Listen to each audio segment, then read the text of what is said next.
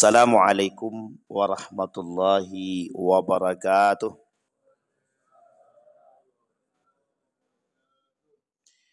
Alhamdulillahi rabbil alamin. Alhamdulillahilladzi an'ama bi ni'matil iman wal islam bihima tatimmus salihat.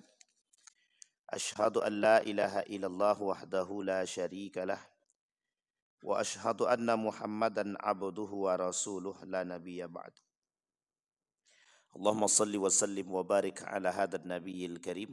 Allahumma salli ala Muhammad wa ala ali Muhammad fil alamin innaka Hamidum Majid. Ya ayyuhan nasu taqu rabbakumul ladzi khalaqakum min nafsin wahidah wa khalaqa minha zawjaha wa batha minhuma rijalan katsiran wa nisaa'a wattaqullaha alladzi tasaaluna bihi wal arham innallaha kana 'alaikum raqiba. Puji syukur kehadirat Allah dengan mengucapkan alhamdulillahirabbil alamin. Bersalawat kepada Nabi dengan mengucapkan Allahumma salli ala Muhammad wa ala ali Muhammad fil alamin innaka Hamidum Majid. Bapak Ibu sekalian yang berbahagia, mudah-mudahan di subuh hari ini Allah limpahkan rahmat dan karunia-Nya kepada kita semua. Insyaallah kita yang hadir husnul khatimah. Dan untuk orang tua kita yang telah mendahului kita, Allah tempatkan di tempat terbaik di sisinya, Allah terima amal ibadahnya, Allah kumpulkan bersama orang-orang yang saleh. Dan kemudian untuk orang tua kita yang masih hidup, Allah sehatkan, Allah kuatkan, Allah limpahkan rezeki, Allah anugerahkan anak-anak yang saleh dan salihah. Amin ya rabbal alamin. Baik Bapak Ibu sekalian yang berbahagia, di subuh hari ini saya ingin membahas satu hal yang hari ini menjadi persoalan kita bersama, yang menjadi penyebab degradasi moral, runtuhnya akhlak dan moral, etika di tengah arus global yang hari ini kita hadapi bersama. Bapak Ibu sekalian yang berbahagia, berbicara tentang persoalan karakter jahiliyah. Kemarin saya beli buku, bukan beli, dibelikan orang buku, dikasih hadiah waktu di Mekah, Bang. Beberapa hari yang lalu. Judulnya penjelasan tentang masailul jahiliyah. Masalah-masalah jahiliyah. Yang masalah jahiliyah itu dulu, tapi sekarang terjadi. Paham maksudnya Bapak Ibu? Jadi maksudnya dulu jahiliyahnya, sekarang lebih jahiliyah daripada jahiliyah dulu. Jadi namanya jahiliyah modern atau jahiliyah gaya baru gitu. Penulisnya ini seorang ulama dari Madinah, Syekh Abdul Razak bin Muhsin Al-Badar. Nah, ini mesti tahu nih. Dihadiahinlah saya ini buku nih. Satu lagi tentang Al-Kabair. Dosa-dosa besar, pengarangnya sama. Bercerita saya dengan ini, tidak ada yang live kan? Saya bercerita dengan salah seorang tokoh di Saudi itu. Jadi ketika kami sedang duduk mendengarkan kajian, kan ada di Masjid Nabawi, Masjidil Haram, itu ada halakoh. Ada kajian kayak gini Pak. Setelah selesai maghrib, nanti disambung setelah isya. Satu ketika saya duduk dengan salah seorang yang saya anggap beliau hafal Quran 30 juz, karena memang kebiasaan anak-anak di situ dan para ada syekhnya di situ yang jaga, kita menghafal, dia tinggal store saja. Saya tanya persoalan jahiliyah itu. Saya tanya tentang persoalan jahiliyah, bagaimana pandangan antum tentang persoalan jahiliyah di era modern. Beliau menjawab sederhana. Sekarang tuh lebih jahiliyah daripada dulu katanya. Coba bayangkan. Apa maksudnya sekarang tuh lebih jahiliyah daripada dulu? Nah, nanti kita coba tinjau. Betul enggak kalimat itu? Kita ulang sedikit pelajaran kita yang pernah. Mudah-mudahan saya sudah pernah sampaikan. Kalau belum ya mudah-mudahan ini jadi materi yang baru bagi kita. Di dalam Al-Quran Bapak Ibu, ada 4 karakter. Ada 4 karakter jahiliyah di dalam Al-Quran itu. Yang Allah sebutkan. Secara eksplisit disebutkan, mungkin yang lain banyak. Di dalam buku ini tebal, sekitar 100 lebih poin kejahiliahan itu. Tapi dalam Al-Quran dirangkum ada 4 kejahiliahan itu. Karakter jahiliyah. Kata Allah, wa ta'ifatun qad ahammatuhum anfusuhum yazunnuna billahi bighairil haqqi zannal jahiliyah.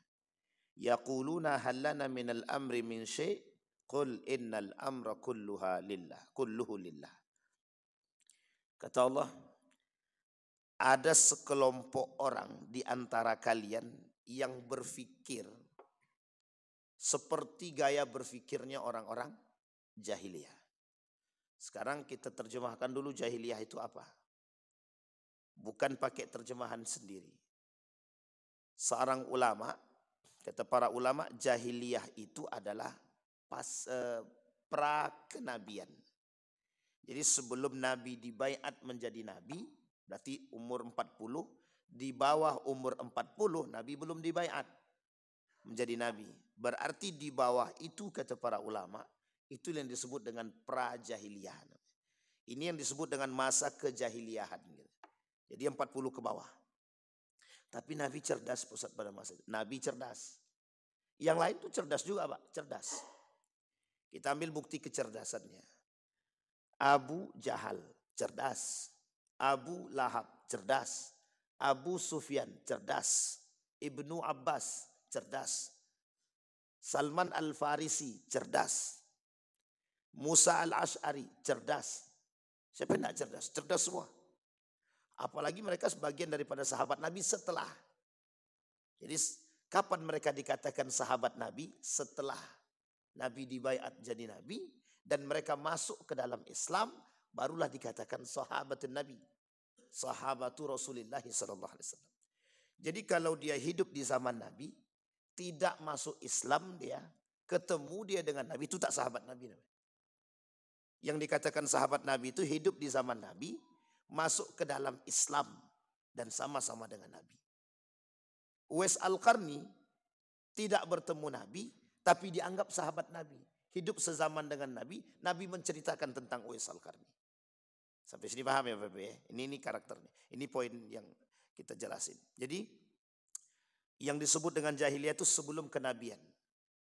Itu yang pertama. Yang kedua kata para ulama, yang disebut dengan jahiliyah itu apa? Yang disebut dengan jahiliyah itu ketidakbermoralan. Nah, ini poin jahiliyah nih.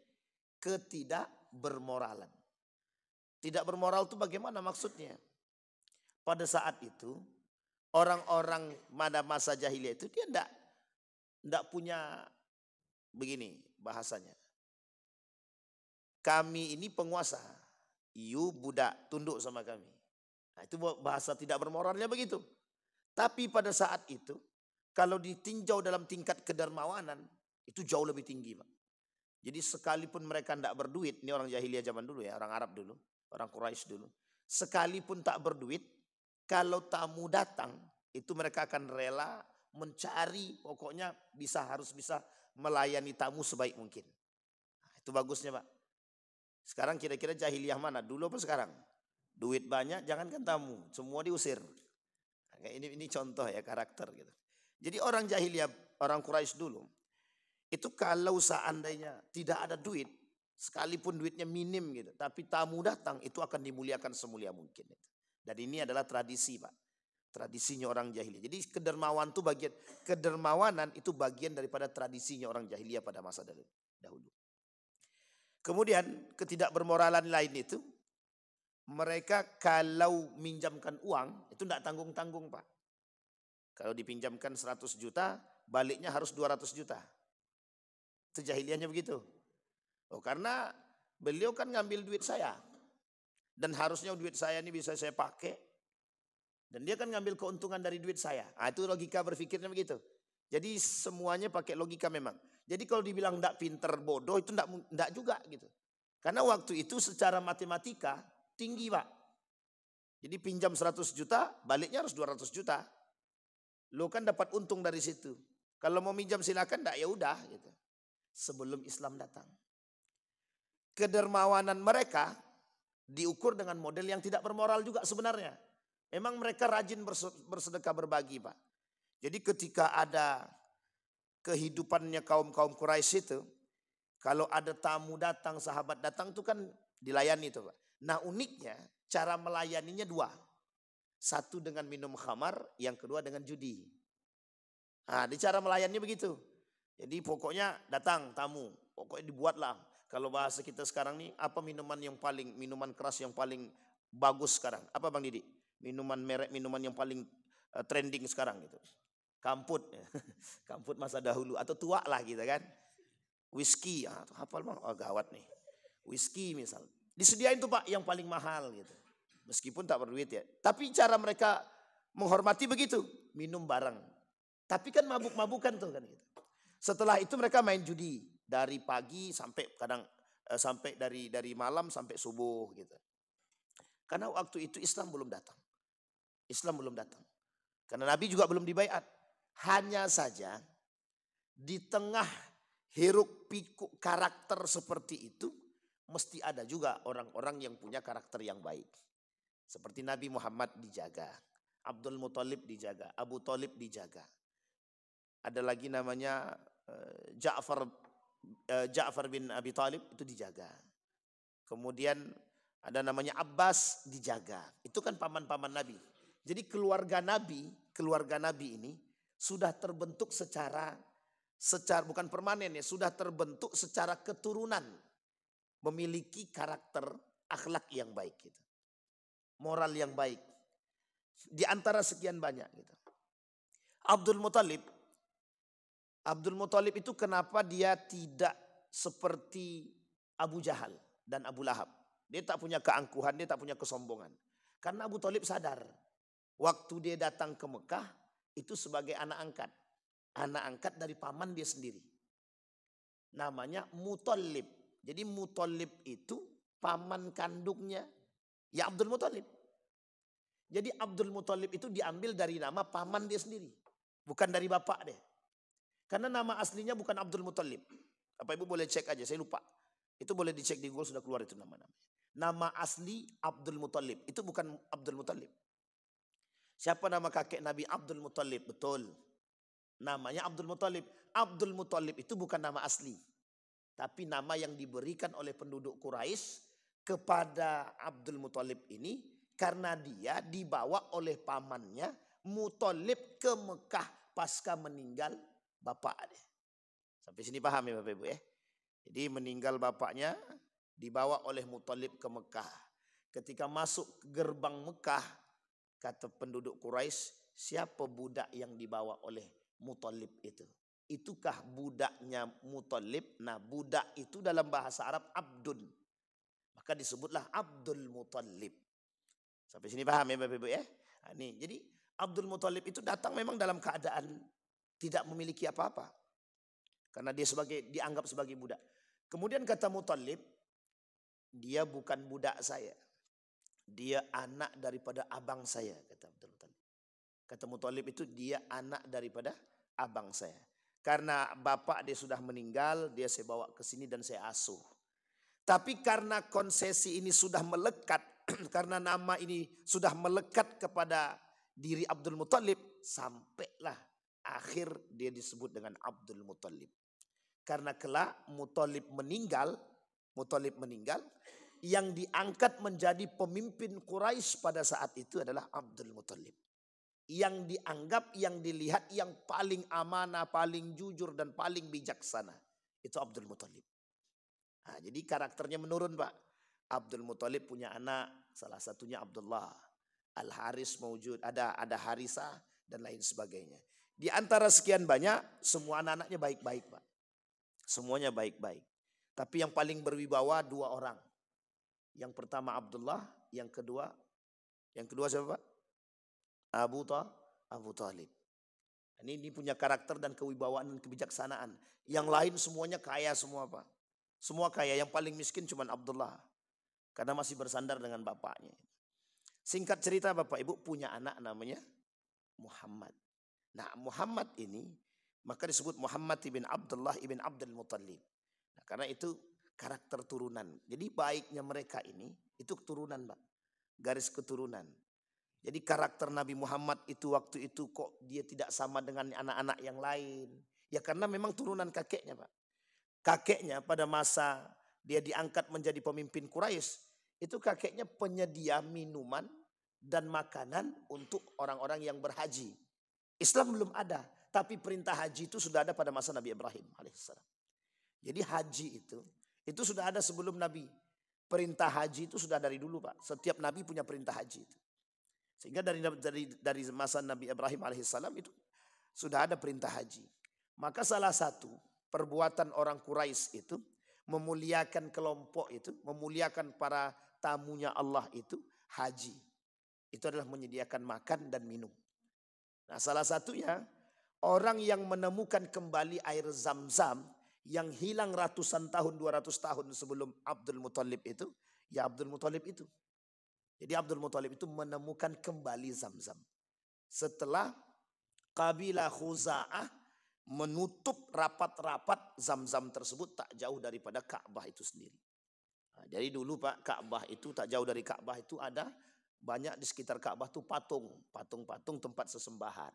Baik dari kabilah Khuza'ah, Tamim, Badr dan lain sebagainya itu tempat sembah-sembahan. Nah kebetulan Khuza'ah ini perusak pengkhianat, perusak, bukan jahiliyah lagi, pokoknya lebih parah daripada jahiliyah lah itu. Nah, kemudian disingkirkan, dikeluarkanlah dari kota Mekah. Kata Khuza'ah ini, kita tidak boleh keluar dengan tangan kosong. Gimana caranya? Diambillah, ditutuplah sumur Zam-Zam tadi, sampailah Abdul Muttalib dari masa Khuza'ah diusir, sampai kedatangan Abdul Muttalib menjadi seorang pemimpin, tidak ditemukan yang disebut dengan sumur Zam-Zam. Jadi dalam sejarah sumur Zam-Zam itu pernah hilang. Nah, dari Nabi Ibrahim, panjang ceritanya kan, dari Nabi Ibrahim turun sampai pada masa pada masa Abdul Muttalib, 200 tahun sebelum Abdul Muttalib sudah hilang, baru ditemukan kembali setelah Abdul Muttalib diangkat menjadi pemimpin. Itu pun didapat dari ilham mimpi. Nah, jadi dalam mimpi dia bertemu dengan entah nabi, entah malaikat begitu. Disuruh untuk menggali sumur. Namanya sumur barakah. Sumur barakah, sumur hidayah. Nah, maka digalilah oleh Abdul Muttalib tak jauh dari Ka'bah itu. Maka keluarlah yang disebut dengan sumur Zam-Zam. Memang betul sejarahnya pada masa itu tapi sempat hilang. Nah kembali kepada karakter tadi. Nah jadi turunan Pak. Nabi Muhammad ini turunan. Di antara sekian banyak orang. Di masa itu yang disebut dengan judi biasa. Yang disebut dengan minum khamar itu biasa. Sama halnya seperti Bapak sekarang datang ke Eropa. Minuman khamar itu minuman biasa. Jadi minuman-minuman keras itu minuman biasa. Alasannya sederhana Pak. Penghangat badan. Kata mereka untuk menghangat badan. Kalau tak minum itu tak hangat badan. Sama kalau Bapak datang ke mana nih daerah kita nih? Papua. Sama, begitu juga. Jadi menjadi satu kebiasaan dulu waktu itu begitu. Jadi apapun makanannya, minumannya harus minuman-minuman keras. Pada masa itu. Apapun. Sebelum Islam datang. Dan karakter jahiliyah mereka, rusaknya mereka cuma di situ Pak. Cuma di situ. Ya kalau ada perempuan cantik, kalau enggak, pokoknya siapa di antara kami, di antara mereka yang paling kaya, itulah yang paling berhak menikahi perempuan yang cantik tersebut. Nah, itu caranya. Kalau tak mau nikah, itu pandai-pandailah cara merayunya atau cara mereka kalau dia dari seorang budak otomatis anak perempuannya otomatis. Ini misal budak punya istri, budaknya pasti budak juga nih. Dan keduanya punya anak, itu otomatis budak juga. Jadi sampai kapanpun budak ya budak. Sampai Islam datang. Sampai sini paham Pak ya? Jadi budak selanjut turun, budak terus, budak terus. Nah, karakter jahiliyah pada saat itu, kalau seandainya mereka tidak minum khamar, tidak meminum minuman khamar ini, itu tidak wow. Nah, sama dengan anak zaman sekarang. Kalau tidak narkoba, enggak yes. Sama Pak, betul Pak. Waktu itu kalau tidak main judi, kalau mereka tidak main judi, berarti mereka bukan orang kaya. Paham maksudnya ini Pak? Jadi kalau mereka tidak main judi, berarti mereka bukan orang terhormat. Artinya apa? Kita balik Pak maknanya. Kalau dia main judi, kalau dia minum khamar, berarti tandanya dia orang kaya, dia orang terhormat. Sampai di sini bisa dipahami. Begitu modelnya Pak. Kalau sekarang, sama Pak. Sekarang tuh begitu. Kalau ndak main judi, ndak yes. Bukan judi apa, tapi judi online. Paham ya? Jadi kalau ndak judi itu ndak oke sekarang. Nah, ini sebenarnya Ustaz mau mengatakan jahiliyah sekarang Ustaz gitu. Bukan, kita cuma mau kasih tahu aja. Ini loh model jahiliyah pada masa dahulu gitu. Nah, Bapak Ibu tinggal lihat kondisi itu. Nah, kembali kepada poin tadi. Kata Allah dalam poin yang pertama, azannal jahiliyah. Orang jahiliyah pada saat itu sebelum Islam datang, mereka berpikir bahwa Tuhan itu tidak ada. Mereka tahu Pak, Tuhan mereka yang mereka sembah itu, patung berhala itu, yang mereka sembah itu tidak punya kuasa. Tahu mereka, tahu. Tapi ketika diajak berpikir lebih sehat, ya mereka katakan, loh patung kami kan nggak bisa ngapa-ngapain. Loh sadar loh Pak, sadar ya, patung kami nggak bisa ngapa-ngapain. Jangankan memberi makan, membantu kami yang susah aja patung kami tak bisa. Cuma kami butuh dia. Tahu maksudnya Pak? Dia tak bisa bantu kami. Tapi kami butuh dia. Jadi gimana maksudnya itu? Melogikakannya gimana? Ya memang gak bisa dilogikakan Pak. Kadang sehat akalnya, kadang tak sehat. Sama dengan manusia sekarang kan begitu itu. Kadang sehat, kadang tidak. Kalau lagi sehatnya datang sama Tuhannya. Kalau lagi tak sehatnya hilang akalnya Pak. Jadi ketika itu Pak, orang datang menyembah itu bukan untuk mengatakan Tuhan itu kuasa, bukan. Simbol kalau kami punya agama. Simbol kalau kami punya Tuhan. Jadi kekuasaan Tuhan, Latta, Uzza, kehebatan Latta dan Uzza itu tak terpandang. Karena memang tidak punya kekuasaan. Hanya saja kami punya gengsi yang harus kami pertahankan dari dulu sampai sekarang.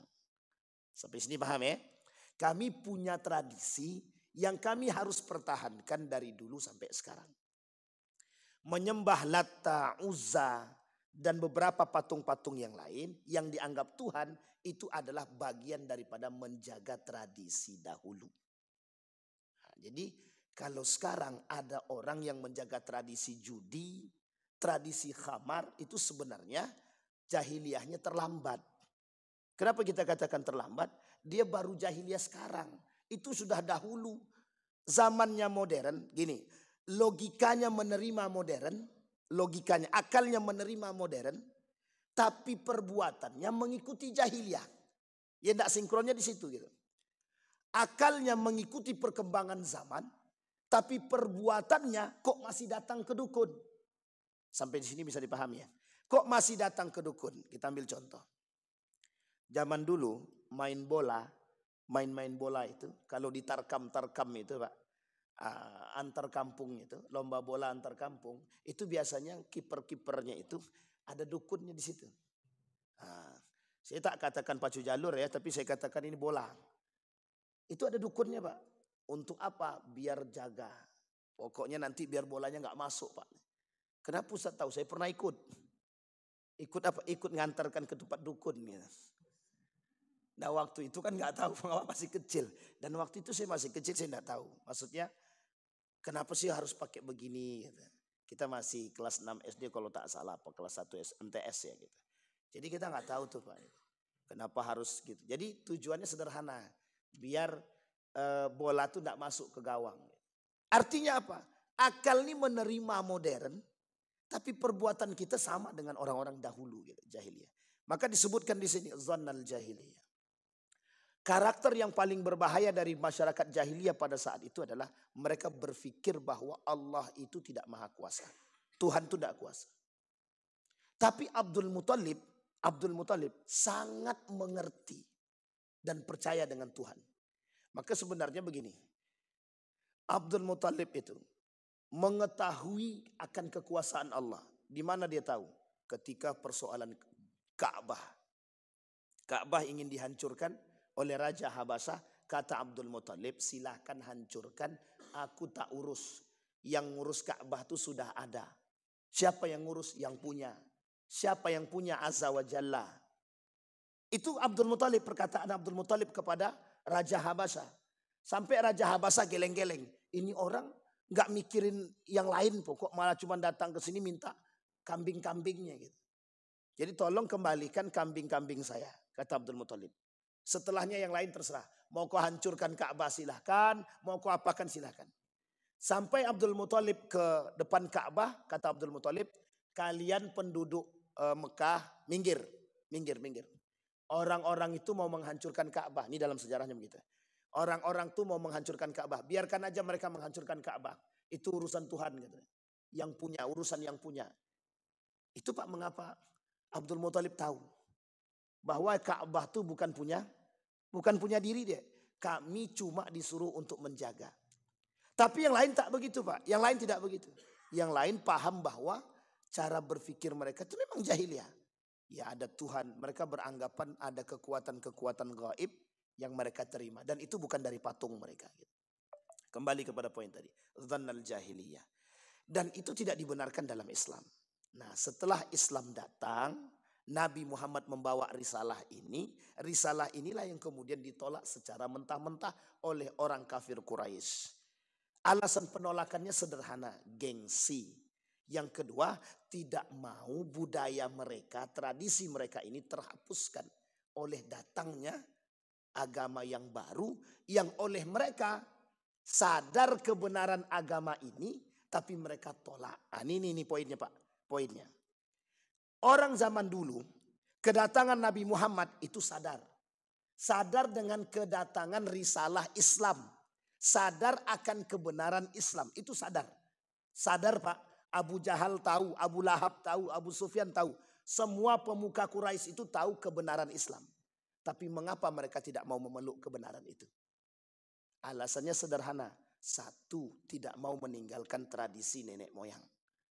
Yang kedua, gengsi. Yang ketiga, ada.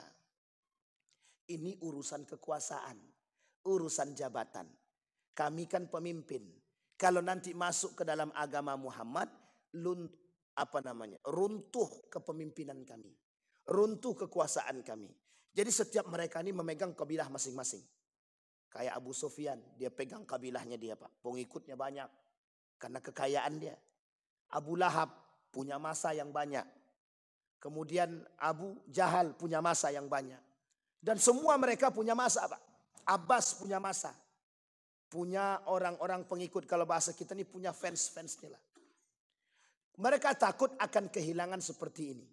Kalau Islam masuk, Nabi Muhammad sebagai seorang nabi, otomatis orang-orang ini tidak akan mengagung-agungkan lagi orang-orang yang tadi. Sampai di sini paham Pak? Itu yang disebut dengan pada saat itu mereka tidak mau memeluk Islam. Gengsi, takut budaya hilang, takut jabatan hilang. 3 ini yang paling besar Pak. Berarti bukan persoalan Tuhan Ustaz, bukan. Secara garis besar mungkin nampaknya persoalan Tuhan. Tapi sebenarnya bukan itu. Sama halnya dengan kondisi Nabi pindah di Madinah.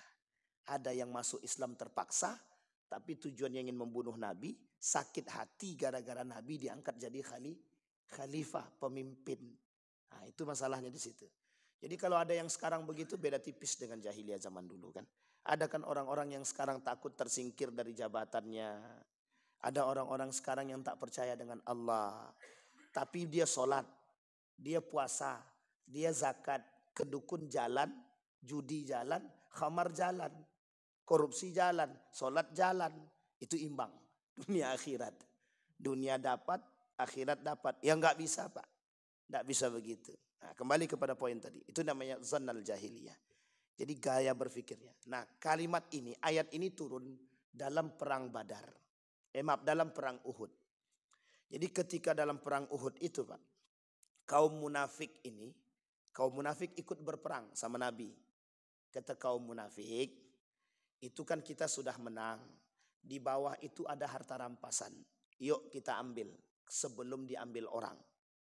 Turun Pak, orang munafik ini ngajak pemanah-pemanah yang di atas, yang oleh Nabi jangan turun, kata Nabi, jangan turun. Tapi mereka tetap turun. Akhirnya kan mereka diserang oleh Khalid bin Walid. Dari Jabal Uhud yang tinggi itu mereka turun, Khalid bin Walid datang memerangi kembali. Menanglah orang kafir Quraisy di situ. Pada perang Uhud yang kedua. Jadi perang Uhud yang pertama menang mereka. Mundur nih rombongan Khalid bin Walid. Waktu itu Khalid bin Walid belum masuk Islam. Mundur Khalid bin Walid. Orang munafik yang ikut berperang menghasut. Yuk kita turun ambil harta rampasan. Itulah terjadi terbunuhnya Hamzah itu. Yang bunuh Wahsy. Nah, Wahsy masuk Islam. Minta maaf sama Nabi. Kata Nabi, aku maafkan tapi kau jauhkan wajahmu dari diriku, kata Nabi. Nabi bilang sama Wahsy, aku maafkan dirimu tapi jangan kau jauhkan wajahmu dari diriku, kata. Nabi masih sakit hati sebenarnya. Tapi Nabi kok sakit hati, Ustaz? Manusia Pak. Innama ana basyarum mithlukum. Tapi diobati. Tapi Nabi sudah maafkan. Bukan berarti Nabi tak mau bertemu ya, tapi Nabi sudah maafkan. Kembali kepada poin tadi. Nah, ini poinnya Pak. Kata ketika dalam perang itu kan kalah nih. Yang perang Uhud kedua kalah. Apa kata orang-orang munafik tadi? Kata Muhammad kita pasti menang. Kata Muhammad kita dibantu. Kata Muhammad Allah akan turunkan bantuan untuk kita. Lah kok kita kalah? Paham sampai di sini Pak? Sehingga kata mereka, ini gaya berpikirnya. Kata Muhammad kita bakal menang. Kata Muhammad Tuhan bakal bantu. Toh buktinya kita kalah. Nah, ini kata orang munafik dalam perang Uhud yang kedua. Sehingga Pak, di tengah kecamukan itu, orang munafik ini kabur Pak. Lari dia. Orang-orang ini lari. Dia yang buat rusuh, dia yang menghasut, dia yang memaksa orang turun, dia yang mengambil rampasan, dia yang cinta terhadap duit, cinta terhadap harta, dia pula yang kabur. Sehingga dalam perang itu baginda Nabi luka nih, sampai di sini ya luka nih. Luka termasuk luka parah lah Nabi waktu itu. Oleh Ibnu Mas'ud, Musayyab dibawa ke pinggir Nabi, kemudian mereka mengasingkan diri. Bapak Ibu, yang dimaksud di sini adalah ayat ini turun. Orang-orang yang tadi ikut berperang, mereka bilang, Tuhanmu tidak kuasa. Katanya Tuhan mau bantu, tapi kok nggak bantu. Nah, sama dengan manusia sekarang. Manusia sekarang tuh begitu berpikirnya Pak. Dia sholat Pak. Seolah-olah inna salati wa nusuki wa mahyaya wa mamati lillahi rabbil alamin. Ya Allah, aku serahkan segalanya untukmu. Tapi judi main juga. Korupsi jalan juga. Datang ke dukun jalan juga. Mengamankan jabatan iya juga. Cinta terhadap manusia iya juga. Semua dibuat Pak. Kalau dulu, jahiliyah dulu, itu cuma sampai di situ Pak. Tapi sekarang semuanya dibuat Pak. Karena saking modernnya, sholat jalan, syirik jalan. Dulu tidak ada Pak, sholat mereka tidak Islam kok. Mereka tidak Muslim. Tapi mereka melakukan syirik, ya. Karena mereka nggak percaya sama Tuhan. Itu jahiliyahnya. Kalau sekarang tidak. Muslim iya, sholat iya, puasa iya, syirik jalan. Dukun jalan, judi jalan. Pertanyaannya lebih parah mana? Orang zaman dulu, jahiliyah dulu, lebih beradab daripada manusia jahiliyah sekarang. Manusia yang sekarang sangat tidak beradab. Kalau sedang keluar. Jadi kalimat Allah dalam Al-Quran itu betul Pak. Balhum adal. Manusia kalau tidak punya iman, dia tidak beradab Pak. Lebih parah daripada binatang. Coba bayangkan. Sholat dia, muslim dia, menganiaya orang dia. Sholat dia, muslim dia, mengkapling laut dia. Sholat dia, puasa dia, zakat dia, semua dia buat. Tapi mengambil harta orang lain secara paksa. Tapi itu lebih parah daripada jahil. Zaman dulu enggak begitu dia. Enggak begitu dia. Jahiliyah dulu Pak. You punya berapa? Minjam duit 100 juta, balikin 200 juta. Selesai Pak sampai di situ. Berarti dia harus ngembaliin 200 juta. Kalau sekarang tidak. You pinjam duit berapa? 50 juta. Kalau you enggak sanggup bayar, aku ambil rumahmu, ambil istrimu, ambil TV-mu, ambil tanahmu. Lebih jahiliyah mana? Lebih jahiliyah sekarang. Sangat-sangat jahiliyah sekarang. Dulu masih ada kemanusiaan, sekarang enggak punya Pak. Nurani itu enggak ada sekarang. Ini karakter jahiliyah. Jadi kalau dibilang masalah jahiliyah, memang persoalan kita sekarang nih jahiliyah modernnya lebih tinggi memang. Dulu tidak ada namanya judi online, sekarang judinya online Pak. Judi konvensional main, online jalan. Jadi dua-duanya. Kalau dulu judinya itu hanya untuk membahagiakan diri. Bukan untuk mencari kekayaan lebih, tidak. Ya memang ada juga tujuan judi itu pada masa Nabi itu. Jadi ketika Nabi masuk ke Madinah, Nabi lihat tuh ada orang sedang minum khamar dan main judi. Nabi tanya, ngapain kalian? Sedang minum khamar Pak. Turun ayat. Kata, yas'alunaka 'anil khamri wal maisir. Jadi ketika Nabi jalan, di hadapan Nabi ada orang sedang minum khamar, main judi. Kemudian Nabi lewat. Ketika Nabi lewat, mereka bertanya, yas'alunaka 'anil khamri wal maisir. Muhammad, mereka bertanya kepadamu tentang khamar dan maisir. Qul, kata Allah, katakan wahai Muhammad kepada mereka, fihima ithmun. Di dalamnya itu ada dosa. Dan ada manfaat. Manfaatnya sedikit, dosanya besar, mudaratnya besar. Itu sebab turun ayat. Belum diharamkan. Baru dikasih tahu manfaat dan mudarat. Yang kedua, sedang sholat. Tiba-tiba yang mimpin sholat ini orangnya habis minum. Ternyata ketika baca ayat, ada ayat yang salah. Turun ayat lagi. Kata Nabi, jangan kalian sholat dalam keadaan mabuk. Wala taqrabus shalah wa antum sukara. Jangan dekati sholat kalau kalian sedang mabuk. Karena kalau dia sholat mabuk, tidak jelas. Yang ketiga, turun perintah terakhir.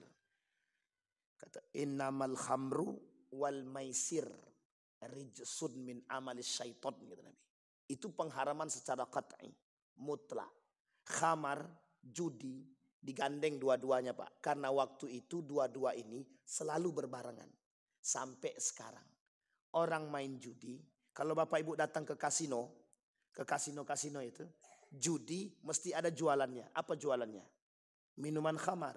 Ada whisky-nya, ada itunya, ada Jack Daniel-nya kan. Wis kok tahu kan gitu. Ada Jack Daniel. Begitu Pak. Main domino jalan, jualan khamarnya jalan. Karena bergandengan. Waktu itu judi dan khamar itu gandeng. Sebagai satu tradisi bagi mereka. Sampai hari ini.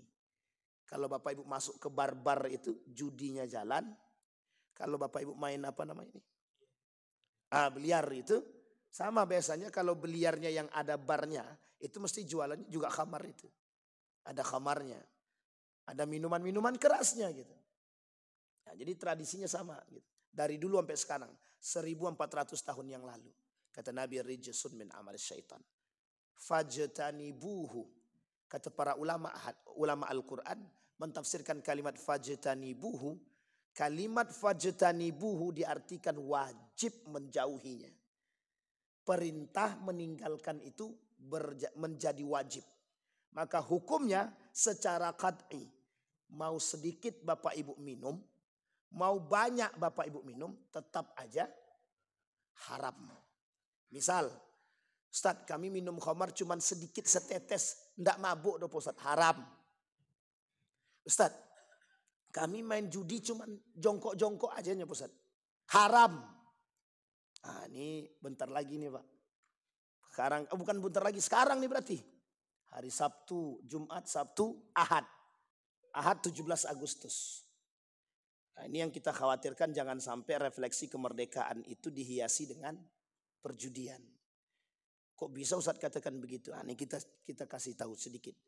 Bapak Ibu, di dalam Islam itu ada yang disebut dengan at-tafrih, al-la'bu, hiburan, permainan. Itu dibenarkan dalam Islam. Boleh Pak, boleh. Cuma permainan itu apapun permainannya, ada yang dibenarkan, ada yang tidak dibenarkan. Permainan-permainan, semua permainan apapun itu bisa diharamkan jika ada unsur perjudiannya. Misal, Bapak Ibu buat lomba baca Quran dalam masjid. Setiap orang datang bayar. Daftarnya bayar 50.000. Pesertanya ada 20. 50 kali 20 berapa? 1 juta bang. Ngitung itu pun susah. Sama saya jadi mikir juga bang. 50 kali 20 berarti 500. Ya kali 2 lah, 5 kali 2 kan 1 juta. Kalau 1 juta ini Bapak jadikan hadiah, maka jadilah lomba baca Quran tapi judi. Sampai sini paham ya? Bisa dipahami belum Bapak Ibu? Saya ulangi sekali lagi. Misal, ini lomba baca Quran. Atau lomba solawat lah. Kalau baca Quran terlalu ekstrim Ustaz. Ya oke lah, solawat lah, agak turun sedikit lah. Lomba baca Quran di masjid. Setiap peserta bayar 100.000. Ada 20 peserta. Berarti 2 juta duit pendaftarannya kan. Dibelikanlah ke hadiah. Duit 2 juta ini jadikan hadiah.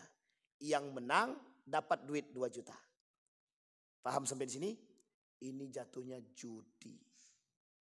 Judi. Disepakati oleh para ulama model seperti ini haram dan ini judi. Kenapa begitu kok bisa judi Ustaz? Karena mereka memperebutkan duit yang sudah mereka masukkan.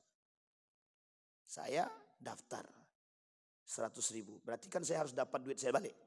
Jadi yang saya dapat berapa? 1.900.000. 1.900.000. Jadi saya masukkan duit 100.000 untuk mendapatkan yang 1.900.000 tadi. Spekulasi. Ya kalau menang dapat, kalau tak menang ya habis. Bahasa lainnya sedang bertaruh. Sampai di sini paham? Nah, sekarang kita masukkan kepada 17 Agustusan. Kalau modelnya seperti ini tradisi 17 Agustusan yang kita buat dalam setiap perlombaan, maka semua perlombaan yang kita buat dengan model seperti ini sedang kita hiasi dengan perjudian. Hukumnya haram. 1. Sampai di sini bisa dipahami Pak? Ada yang buat begini Pak? Kalau ada yang buat begini, cepat sadar, tarik duitnya, ganti dengan duit, cari donatur. Pak, kami butuh duit. Tolong jadi donatur kami untuk lomba makan kerupuk. Juara satunya 2 juta, juara 2-nya 1 juta. Saya kira banyak yang mau ikut tuh kalau segitu hadiahnya kan.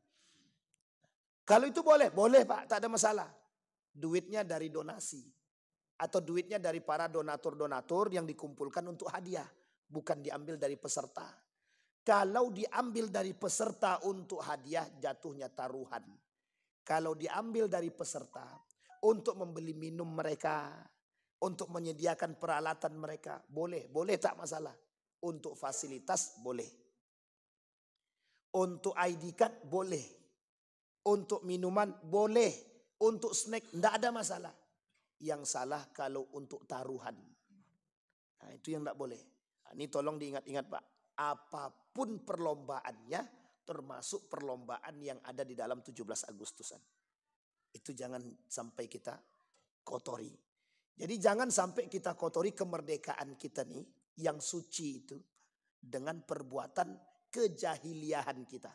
Kita kotori agama, kita kotori kemerdekaan kita.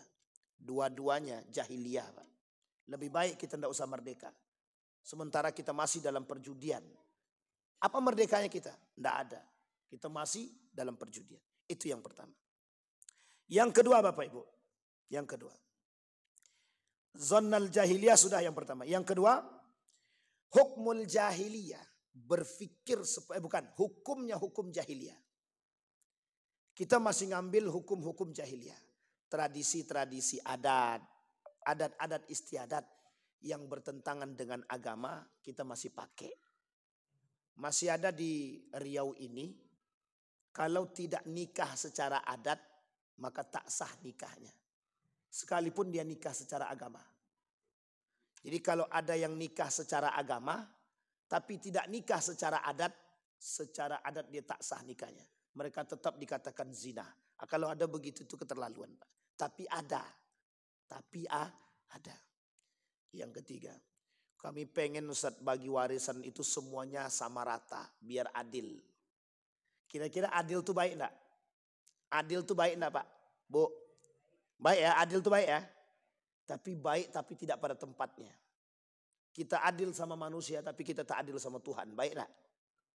Baik enggak? Kita adil sama manusia tapi kita tidak adil sama Allah. Adil baik enggak? Sama, Pak. Jadi orang sekarang bagi harta warisan itu sesuai dengan porsi adat. Dalam tradisi adat kami di sonono, per laki-laki tak perlu dapat warisan. Yang harus dapat warisan itu perempuan aja. Laki-laki tak perlu. Sekarang saya tanya, ada nggak Al-Quran berkata demikian? Tidak ada. Hukum waris mutlak dikembalikan kepada Al-Quran. Mutlak. Hukum waris mutlak dikembalikan kepada Al-Quran.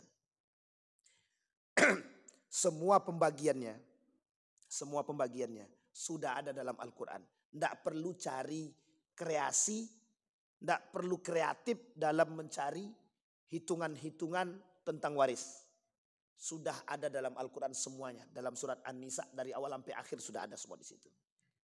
Berapa perempuan, istri berapa, anak berapa, anak laki-laki berapa, paman berapa, mertua berapa, mertua tidak dapat. Orang tua berapa, adik-beradik berapa, ada semua, Pak. Ada semua. Jadi tidak perlu kita kreatif mencari hitungan-hitungan. Pokoknya Pak Ustadz kami pengen adil biar kami ini semua terjaga ukhuwahnya. Haram hukumnya, haram. Membagi warisan secara merata hukumnya haram. Karena tak merujuk kepada Al-Quran. Kecuali dibagi dulu sesuai porsinya dalam hukum waris. Disepakati setelahnya. Setelah dibagi, ditandatangani pakai akta notaris.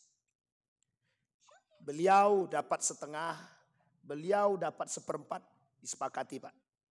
Pakai akta notaris biar nggak kelahi. Biar jelas. Ini persoalan ini sensitif. Membawa orang ke neraka. Jadi perbuatan yang bisa mengajak cepat ke neraka yang begini-begini nih, Pak. 1.000 rupiah kita makan, bukan hak kita masuk neraka kan? Haram jatuhnya, Pak. Baik. Setelah disepakati, setelah semuanya selesai dalam hitungan waris sesuai, baru kemudian kumpul balik, kami bagi rata. Maksudnya bagaimana? Saya kan dapatnya lebih banyak nih. Nih saya kasih buat adik-adik saya. Boleh, tak ada masalah, itu haknya Anda. Setelah dibagi dalam hukum waris. Setelah itu boleh bebas.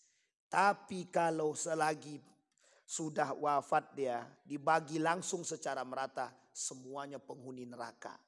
Haram semua. Sampai di sini paham Bapak Ibu? Kok cepat kan Ustaz bilang neraka? Ya kalau dia tak tobat, dia masuk neraka, Pak. Tidak mungkin tak tobat masuk surga dia. Sampai di sini paham? Nah, ini persoalan waris nih, Pak. Jadi persoalan waris ini sensitif.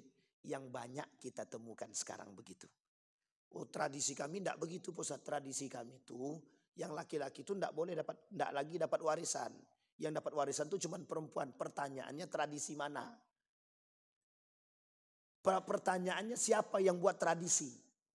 Lebih percaya pada tradisi apa pada Tuhan? Mau ikut syariat Islam atau ikut tradisi? Kalau ikut tradisi, jahiliyah dia berarti. Karena orang jahiliyah dulu begitu ngikutnya, Pak. Nah sekarang kalau kita kembalikan ke tradisi, lihat tradisi 17 Agustusan. Apa tradisi 17 Agustusan? Yang kita hiasi dengan dosa dan kemaksiatan. Apa contohnya? Joget-joget. Pak, Bu, kalau mau bikin acara pakai musik, bisa enggak jangan campur laki-laki perempuan? Kalau bisa. Dan bisa ndak musiknya, mohon maaf. Bisa ndak musiknya, lagunya itu yang sehat. Kusat begitu. Karena banyak yang tidak sehat Pak. Banyak yang tidak sehat. Jadi kita menghiasi apa sekarang? Kita nisat dalam sudah lagunya poco-poco, patah pinggang dan patah yang lain. Tapi kemudian ditutup dengan doa. Paham maksud saya ini? Acaranya campur baur laki-laki perempuan.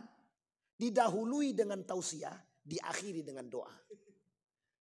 Di tengah-tengahnya joget biduan. Sekarang coba pakai nalar logika yang maksudnya apa itu? Di depannya ada orang yang bertausiah, di tengah-tengahnya biduan joget nggak pakai kerudung, pakai celana sempit. Di akhirnya ditutupi dengan kita doa bersama, semoga kita berkah. Pertanyaan saya, itu nyambung apa tak nyambung gitu? Apa? Penghinaan. Kalau bahasa pencampuraduan. Mencampur adukkan agama dengan hal-hal seperti itu. Mohon maaf Pak, tradisi itu kalau dibiarkan. Ingat kalimat ini Pak ya. Kalau dibiarkan. Ini gara-gara zaman dulu. Dibiarkan akhirnya sampai sekarang. Sampai sekarang ada musiknya, ada jogetnya. Uniknya lagi. Ada gaya baru tradisinya sekarang. Joget balon. Joget kursi. Lomba-lombalah ingin duduk di kursi di situ. Yang uniknya yang berlomba laki-laki perempuan. Campur. Ya saya enggak mau suuzon Pak. Tapi memang nampak di mata begitu. Gimana kita mau suuzon? Itu faktanya begitu. Itu tradisi yang menyesatkan itu Pak. Jangan tersinggung. Kalau tersinggung boleh silahkan, tak ada masalah. Tapi faktanya begitu. Tapi ini kan refleksi kemerdekaan. Janganlah begitu-begitu diatur dengan agama. Sikit-sikit agama, sikit-sikit agama. Inilah yang merusak nih Pak. Nah yang gaya-gaya begini yang merusak. Sama yang tadi, yang dikatakan oleh kaum munafik tadi. Katanya Tuhan ada, mau bantu kita. Mana buktinya? Nah sekarang dibaliknya Pak. Masa yang kayak gini ada Tuhan. Yang kayak gini-gini ada Tuhan. Sampai di sini paham maksud saya Bapak Ibu. Udahlah singkirkan, ini tak urusan. Ini kan urusan hiburan. Dalam hiburan gak perlu ada Tuhan, gak perlu ada agama. Orang cuma sekedar bersentuhan biasa aja kok. Masalahnya sentuhan biasa itu Pak. Dari sentuhan biasa jadi luar biasa. Kontak ya dek, kontak ya. Laki orang Pak, bini orang Pak. Gara-gara joget balon tuh Pak. Bisa suka dengan laki-laki orang. Kan masalah tuh. Sampai di sini bisa dipahami Pak. Sederhana. Lomba kita cuma makan kerupuk. Tapi kita seret anak-anak kita ke dalam neraka. Hanya gara-gara mempertaruhkan uang 100.000. Jadi mohon maaf. Tradisi-tradisi seperti ini harus kita perbaiki. Kemudian malam harinya, refleksi kemerdekaannya, malam harinya pakai musik, organ tunggal. Sampai jam 1, jam 2. Di belakangnya ada minuman khamar, ada narkobanya. Di depannya ada biduannya. Nggak ada doanya lagi. Nah, itu masih mending lah. Nggak ada tausiahnya. Aku kan oke-oke juga lah. Tapi pembukaannya baca Quran. Ya sama aja Pak. Ya maksud saya adalah tradisi seperti ini. Itu telah mendarah daging. Yang setiap tahun Bapak Ibu lihat itu. Saya ambil contoh. Saya pernah mengatakan joget bagi perempuan itu merujuk dari pandangan para ulama yang saya pahami. Itu hukumnya haram. Perempuan yang berjoget di hadapan laki-laki yang lain yang bukan muhrimnya. Itu bagi kami merujuk kepada pemahaman guru kami haram. Jadi Pak ada satu masjid di Pekanbaru ini. Ketika saya bilang begitu pas 17 Agustusan joget-joget mereka. Joget-joget mereka buat video. Dikirimnya ke saya. Nih kami sedang joget katanya. Mana haramnya itu katanya. Coba bayangkan. Ya terserah. Mau enggak mau itu urusan dia. Enggak urusan kita. Kita sudah sampaikan. Akhirnya saya diblokir. Pak. Enggak boleh lagi ngisi di masjid itu. Alhamdulillah. Lebih baik tidak mengisi daripada kita sakit hati. Capek-capek kita ngomong tapi enggak ada gunanya. Sampai di sini bisa dipahami Bapak Ibu. Ini tradisi. Itu yang kedua. Nah, ini kalau kita panjangkan lagi, masih ada 2 lagi. Kalau mau dikaji lagi, selesai Pak. Ini jahiliyah. Begitulah masa jahiliyah pada saat itu, yang hari ini generasi jahiliyah itu terus berkembang. Jadi masa jahiliyah ini terus berkembang. Jangan sampai kita menodai perjuangan para ulama-ulama kita. Nabi membawa Islam dengan baik. Kita datang mencampur adukkan dia. Orang zaman dulu kafir. Itu agamanya tahu. Besok engkau sembah agamaku. Dan hari ini aku sembah Tuhan kalian. Kata Nabi, kita beda. Agamamu, agamaku. Agamaku. Sekarang tidak. Yuk sama-sama. Lebih parahnya lagi dicampur. Lebih parahnya lagi dicampur. Apa maksudnya? Minum khamar iya, mabuk iya, narkoba iya, sholat jalan. Doa oke. Solawatan oke. Dalam solawatan pun ada tradisi joget-joget biduan pakai pakaian sempit. Na'udzubillah. Thumma na'udzubillah. Sampai di sini bisa dipahami Bapak Ibu. Yang ingin kita ambil kesimpulan. Tadi ada 4 karakter jahiliyah. 2 yang sudah saya sampaikan. Hukum, zonal jahiliyah. Berpikir gaya jahiliyah dan hukum-hukum jahiliyah. Maksudnya apa? Kita sama-sama memperbaiki tradisi-tradisi yang sudah ada, yang menyeleweng dan menyimpang, yang sadar dan tahu, perbaiki. Tinggalkan. Udah gak saatnya Pak kita begitu. Kita ini di akhir zaman. Kalau di akhir zaman tuh cari selamat aja Pak. Cari aja selamat. Jangan cari yang lain. Jangan cari murkanya Allah. Cari selamat. Kita ini pengen cari selamat. Maka jangan sampai hal-hal kecil kita hiasi dengan perjudian yang mungkin kita tak tahu. Sekarang Bapak Ibu sudah tahu. Permainan apapun yang kita buat, kalau ada unsur taruhannya, jatuhnya judi. Bisa dipahami Bapak Ibu? Ada pertanyaan? Gak ada, alhamdulillah. Gak ada pertanyaan kan Bapak Ibu? Mesti tidak ada. Apalagi dah jam segini ini. Oke lah. Baik Bapak Ibu sekalian yang berbahagia, kita berdoa kepada Allah. Mudah-mudahan apa yang kita sampaikan di subuh hari ini ada baiknya, ada berkahnya, bisa menambah pengetahuan kita untuk bisa tetap istiqamah dalam kebaikan, terus menjaga diri agar tidak terjerumus dalam kesalahan-kesalahan yang sedikit yang berakibat fatal dan merusak amal ibadah kita. A'udzubillahi minasyaitonirrajim. Bismillahirrahmanirrahim. Hamdan syakirin, hamdan na'imin, hamdan yuafi ni'amahu wa yukafi'u mazidah ya Rabbana. Lakal hamdu kama yanbaghi li jalali wajhikal karim wa azim sultanik. Allahumma ighfir lana dhunubana wa dhunuba walidina warhamhuma kama rabbayana shighara. Allahumma a'inna ala dzikrika wa syukrika wa husna ibadatik. Allahumma khtimna bis salihin. Rabbana hab lana minas salihin. Rabbana hab lana min azwajina wa dhurriyyatina qurrata a'yun waj'alna lil muttaqina imama. Allahumma ighfir lana dhunubana wa kaffir 'anna sayyi'atina wa tawaffana ma'al abrar. Allahumma faqihna fid din wa 'allimna ta'wil. Allahumma faqihna fid din wa 'allimna ta'wil. Allahumma ighfir lana dhunubana. Allahumma ighfir lahum warhamhum wa'afihim wa'fu 'anhum. Wa akrim nuzulahum wa wasi' madkhalahum waj'alil jannata mathwahum. Rabbana atina fid dunya hasanah wa fil akhirati hasanah wa qina azabannar. Walhamdulillah rabbil alamin. Assalamualaikum warahmatullahi wabarakatuh.